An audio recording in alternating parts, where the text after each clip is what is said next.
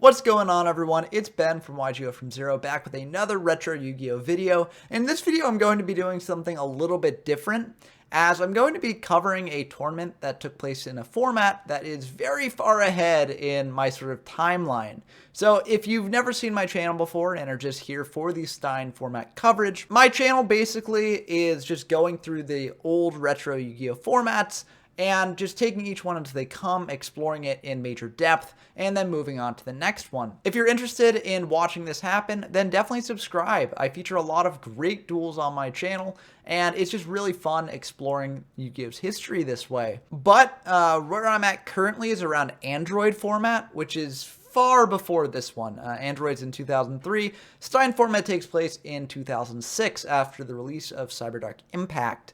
So it's very, very different in terms of how these two formats are played and what cards are available, but it's still a retro Yu-Gi-Oh format. I find it pretty fun, and I decided to join the tournament. I'd never really played in this format before, but I played in Reaper in the past, and so I figured this shouldn't be too different from Reaper. I'll just try it out. Didn't expect to do that well.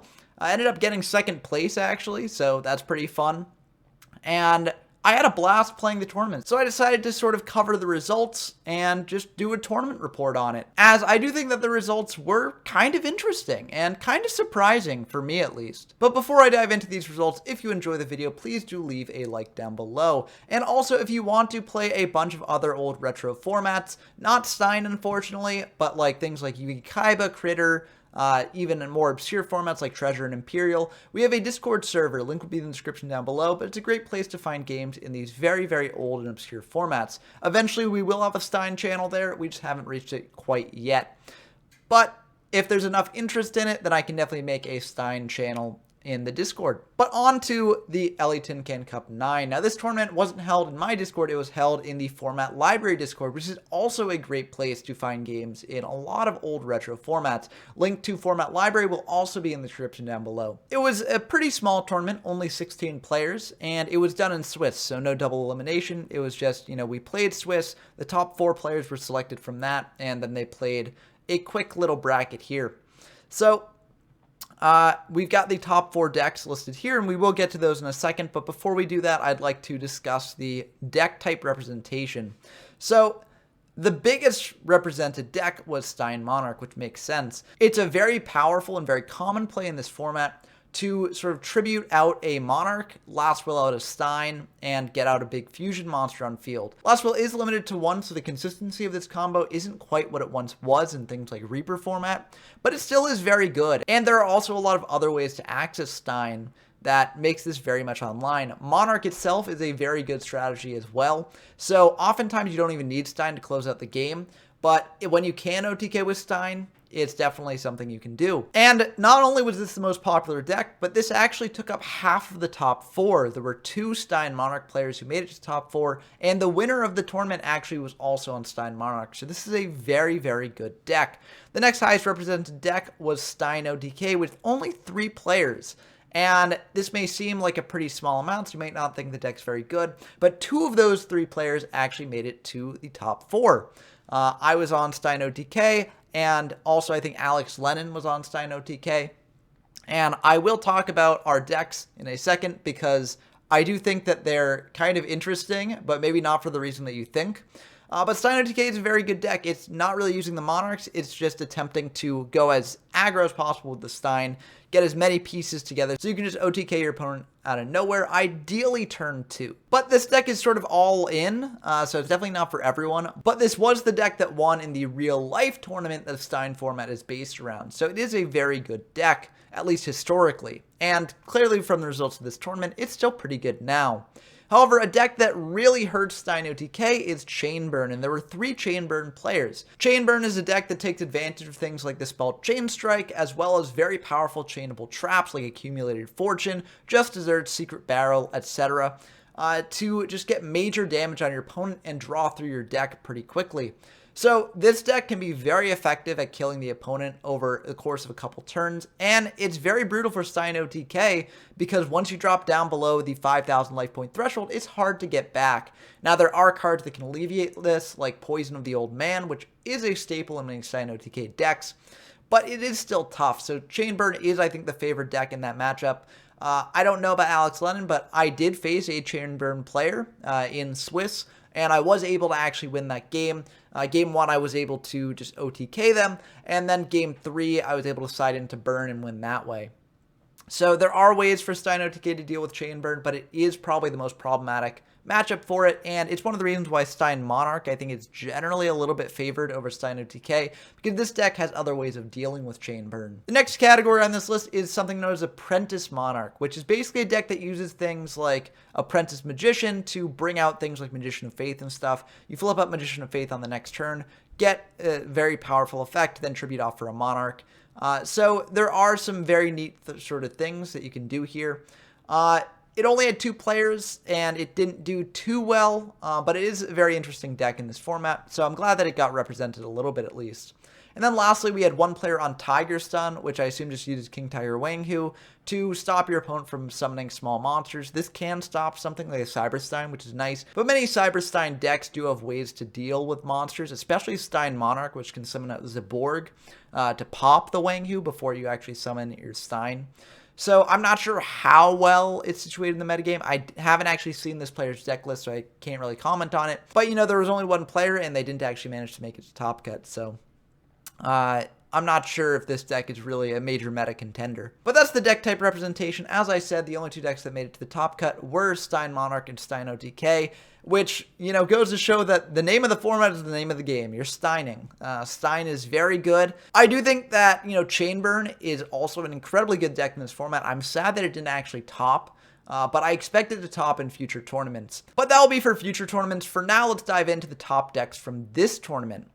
So before I talk about the winning Stein Monarch deck, I just want to show off first Clemexon's 12 Stein Monarch list that didn't make it to first, because I do think it's pretty cool. Is playing Hydrageddon, which is a very good card. It's just keeping aggressive pressure on the board. And it's also maxed out on Cold Wave, which can be very powerful. You fire Cold Wave first turn, set something like a Mystic Tomato, or just some other floater that you're sure is going to keep on field. Then you tribute off for a Monarch, go into Last Will, go into Stein, you know. Cold Wave is a pretty decent card in these OTK decks. So I think this deck list is pretty cool. They've got some very interesting tech choices in the side deck that I won't go too much into, but they've got Death's Wombats for the Chainburn matchup. They've got Karibos for the Stein OTK matchup. So it's pretty neat. So I like this deck list a fair bit. It made it to top 4. So congratulations to Clemexon's 12 for topping with this list. But that's not the topping Stein Monarch deck list. We will get into that in a second, but first I want to highlight my deck and Alex Lennon's deck in the same blow, because you may see it from just looking at the sort of pictures here, but we were actually playing basically the same deck. And the reason for that was that this deck was the deck that actually won the event that Stein format is based around. And, you know, I made some slight adjustments. They didn't have their fusion deck full all the way. I'm pretty sure they didn't have their side deck. They might have had their side deck full. I forget whether I adjusted the side deck or not. But other than that, I kept the main deck exactly the same, because I was just curious. This was the historical winner of the tournament. Will this still win in the modern day, given all the innovation that's gone on in this format? And the answer was no, it didn't win. But it did make it to second place. And the games that we played with this deck were pretty close for the most part. I think Game 3 was kind of a blowout. Game 1, I was able to blow out them. But Game 2 was very, very close. And so I do think that this deck still has a lot of potential in this format. And it's just interesting to see a historic deck list do this well in a modern tournament. So it's pretty cool. It's Stein OTK, so basically it's trying to maximize your chances of OTKing with Cyber Stein. It also has some neat things using Nimble Manga, which can get you more life, which could potentially even get you 2 Cyber Stein activations. Playing 3 Poison the Old Man to increase your life points in case your opponent drops you below the threshold that you need. Limited removal is great OTKing with, like, you know, Cyber End Dragon or Cyber Twin Dragon. Megamorph is great as well as OTKing, because after you've paid for your 5k, you're very likely low enough that you'll be able to use this card. And of course, we got 2 Trunade and 1 Heavy. Clear away our opponent's back row so we can get in for the OTK. This deck is just, you know, disgusting. And by disgusting, I mean it's pretty great at pulling off what it wants to do. It can majorly brick. I did brick with it a couple times in the tournament, and that really can come back to bite you. But in the cases when it doesn't brick, it is just killer. So I really like this deck. I'm glad I was able to pilot it to a second place finish. And Alex Lennon basically had the same deck that I did. I think their fusion deck was a bit different. Maybe their side deck was a bit different too. But they had the same main deck because it seems like we both had the same idea. Let's just take this historic winning deck list to the tournament, see how it does. And we both managed to get top 4 with it, so I think it's still very, very good. Lastly, I'd be remiss if I didn't talk about the winning deck list of the tournament, which is JCVD93's Stein Monarch list here. And this thing is pretty sick. I actually played against JCVD93 in Swiss as well. I managed to win the Swiss game, lost to them in finals.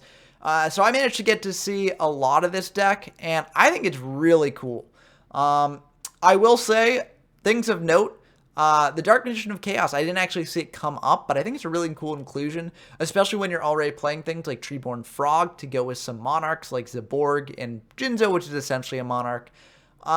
I think that also the Jar of Greeds are really nice, just being able to get more draws in. And while this mainly sees play in like Chainburn, I think maybe after this, people will start playing it in like Stein Monarch more because it does draw you more into your combo pieces, which is very nice.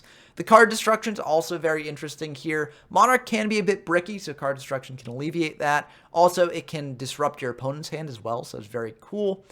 I just think this deck is very, very sick. But besides the main deck, I think the side deck has some very interesting tools that actually majorly punished me in our match. The main one being Elemental Hero Wildheart of all things. They were just able to bring out an Elemental Hero Wildheart game 3 and just hit into me, and I couldn't do anything about it because I wasn't drawing my monsters. And this card's unaffected by traps, so all my traps were essentially useless against it, and it was just able to grind me out of the game. So Wildheart, I think, is a really cool inclusion. Of course, you know, that game 3 was maybe an outlier because normally your opponent will likely draw some monsters, but it's very sick, and it managed to win the game. So I think maybe we'll see some more experimentation with this in the future. Cliff the Trap Remover was also a very cool card to see, and it did actually come up in the second game, I believe. I decided into Burn, and Cliff was able to remove a Wave Motion Cannon, which could have been disastrous for them. So I think that this side deck is pretty neat. And I think that this deck is just super cool. I hope that we see more experimentation with this sort of thing in the future, because I think, you know, as JCVD93 shows here, there is a lot of different directions you can go with this deck. So really awesome to see them win. Congratulations to them again. And I hope that, you know, the results of this tournament will encourage more people to play, because I do really find this format fun. It can be very degenerate, you know. Stein OTK is a thing, and that's going to turn off a lot of players who don't like that sort of thing. But I do think that there's a lot of strategy and strategic gameplay that you can do in these games. And oftentimes knowing whether to commit to a Stein OTK is a really big question that rewards great tactical planning. So I hope that, you know, more people try this out. If you're interested in it, again, you can play it on Format Library. Link will be in the description down below. But let me know down in the comments below what you think about this format and whether you'd like me to cover other retro formats that I haven't gotten to in my regular YouTube videos yet. You know, Format Library regularly holds retro events, but oftentimes they're in future formats. Would you like me to sort of break down what happens in those tournaments? Or would you just like me to stick with what I normally do? Even if I cover those future tournaments, I'm still going to stick with my general YouTube game plan of just, you know, going through the formats one at a time. But it could be nice to mix things up with these. So let me know what you think about that down in the comments below. And until next time, I've been Ben from YGO from Zero, and I'm signing off.